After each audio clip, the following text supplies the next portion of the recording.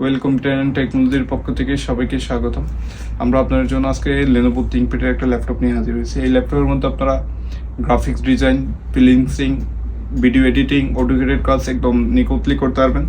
এটার মডেল হচ্ছে লেনোভো থিংকপ্যাডের P43s i7 8 generation, 8GB, 256GB, 2GB NVIDIA graphics.